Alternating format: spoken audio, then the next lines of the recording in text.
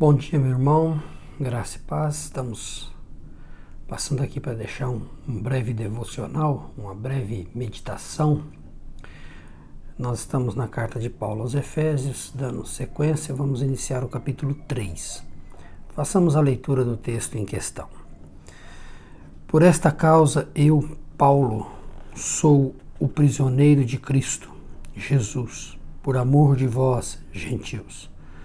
Se é que tendes ouvido a respeito da dispensação da graça de Deus a mim, confiada para vós outros, pois, segundo uma revelação, me foi dado conhecer o mistério, conforme escrevi há pouco, resumidamente. Paulo está iniciando aqui, abrindo uma sessão. Ele vem e nos convida a olhar para trás, quando ele põe a expressão por esta causa. Paulo está nos pedindo que olhemos para o que foi dito até então. Paulo tem em mente a causa que Cristo está realizando, a obra que Cristo está realizando, unindo judeus e gentios em um só povo, em uma só sociedade. Então Paulo diz, por esta causa, é a causa do Evangelho, a causa que Deus está realizando em Cristo, essa união de dois povos, a nova sociedade. Ele diz, Paulo, sou prisioneiro de Cristo Jesus. Óbvio, Paulo está preso em sua prisão domiciliar em Roma, enquanto escreve essa carta, não só essa, como algumas outras são escritas, chamadas cartas da prisão. Paulo, então, diz que está preso, é um prisioneiro de Cristo, um prisioneiro por amor a Cristo. Ele está preso por pregar o Evangelho, está preso por defender a causa de Cristo, está preso por amar ao seu Senhor. É um servo de Deus, um escravo de Cristo. A sua prisão revela o quanto ele se dedica ao Evangelho, o quanto ele está compromissado com o Evangelho. Ele está preso por Cristo, em favor da obra, por amor da igreja, por amor do avanço do Evangelho, como ele coloca, por amor de vós, gentios. Ou seja, ele está mostrando aos gentios, mostrando aos seus leitores que o Evangelho é um Evangelho comprometedor. Salva judeus, salva gentios, e Paulo dá a prova disso, que ele se encontra preso por amar esses irmãos que agora estão sendo unidos à comunidade da fé. E ele diz, se é que tendes ouvido a respeito da dispensação da graça de Deus a mim confiada para vós outros. Paulo foi escolhido, separado, comissionado como o pregador aos gentios, aquele a quem anunciaria a obra de Deus aos gentios, aos de fora da comunidade judaica. Paulo, então, está dizendo que esta foi uma graça que Deus concedeu a ele, esse comissionamento de anunciar o Evangelho aos gentios, de fazer conhecer, foi dado a ele de fazer conhecer esse mistério, essa graça. Ele diz, pois segundo uma revelação me foi dado conhecer o mistério, conforme escrevi há pouco, resumidamente. Obviamente que esse mistério se trata de Cristo.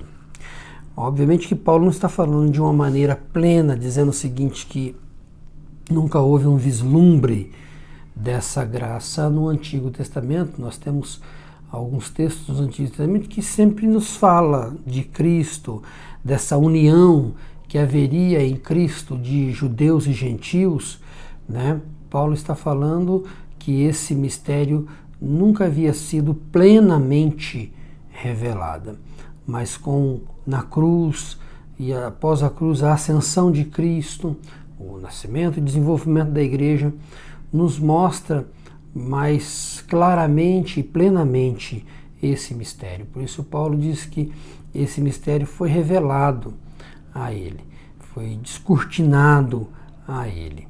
Então, Paulo nos deixa aqui algumas coisas muito importantes, irmãos, muito importantes. Primeiro, Paulo, quando ele diz que é um prisioneiro de Cristo, nos traz algumas lições importantes. Primeiro, que Paulo não está preocupado com sua vida. Paulo não está preocupado com sua situação. Em primeiro lugar, Paulo está preocupado com o avanço do reino de Deus. Paulo se preocupa com a obra do Senhor. Paulo se preocupa com o seu Senhor. Para ele, o viver é Cristo. O morrer é lucro e o viver é Cristo. Paulo deixa isso muito claro em sua vida. Paulo se preocupa com o avanço do Evangelho. Não importa se ele está livre ou se ele está preso. O que importa para ele é se a palavra e o Evangelho está sendo anunciado, pessoas estão sendo alcançadas. Então, Paulo não está preocupado com o seu conforto, né? Paulo está preocupado com a obra de Deus. Segundo, Paulo, mesmo preso, se importa com o outro, né? Paulo está na sua prisão, mesmo que domiciliar, mas está na sua prisão. Ele se importa com o outro, se importa com os gentios, se importa com aqueles que Deus está alcançando, se importa com aqueles que devem ouvir o Evangelho. Isso nos mostra que Paulo não é alguém que pensa apenas em si. Paulo não é alguém que pensa no seu mundinho. Paulo não é alguém que está cercado em suas questões apenas. Paulo tem uma visão muito mais ampla. Paulo está preocupado, em primeiro lugar, com o reino de Deus. Com o reino de Deus. Porque Paulo poderia dizer assim, olha, eu estou muito angustiado, estou pensando em como vou sair dessa prisão, minha liberdade, tal. Quando sobra tempo eu lembro de vocês. Não, Paulo diz, olha, por esta causa, a causa de que Deus está reunindo uma nova sociedade em Cristo, eu sou prisioneiro, estou preso, é uma realidade, eu estou preso, amo a Cristo, amo o Evangelho, por isso estou preso, por amor de vocês, porque amo vocês, porque penso em vocês, porque oro por vocês. Nas outras cartas nós vamos dizer, Paulo dizendo, oro por vocês, nessa mesma nós vamos dizer, porque oro por vocês, porque intercedo por vocês, porque quero vê-los unidos a Cristo Jesus. Então, observe que ele deixa muito claro o seu amor. Outra coisa, Paulo tem claramente que aquilo que foi comissionado, o seu chamado é fruto da graça de Deus. Paulo não é merecedor de nada. Paulo tem convicção de que o que faz, o seu chamado, o seu ministério, é fruto da graça de Deus. Não é fruto de seu desempenho, não é fruto de sua capacidade, não é fruto de sua boa posição, não.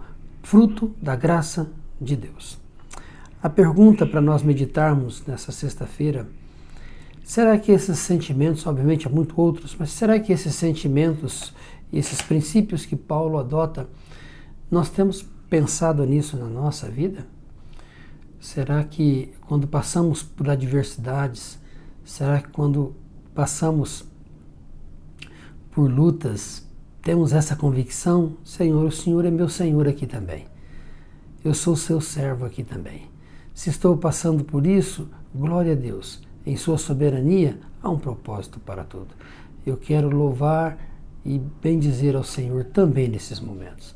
Será que em nossos momentos de dores e angústias, lutas, nós ainda conseguimos nos importar com o outro? Pensar no outro, né? Com amor, orar, interceder? Será que nós pensamos nisso? Será que nós temos o Evangelho de Cristo, o reino de Deus, como nossa principal meta? Ou será que a nossa principal meta talvez seja comprar um carro novo, uma casa nova, fazer uma viagem, pensar em qualquer outra coisa? Ou será que a nossa principal meta de vida é buscar o reino de Deus, a justiça dele, expandir o reino, anunciar o reino, pregar o reino? Será que a nossa vida gira em torno disso? Será que nós temos a compreensão de que tudo que temos, tudo que somos, tudo que fazemos tudo que realizamos dentro do reino de Deus, o nosso chamado é proveniente da graça? Ou será que ainda há aquele sentimento de merecimento, de ser o bom, de querer, né, pensar, olha, Deus me escolheu porque seria um desperdício se Ele não fizesse isso?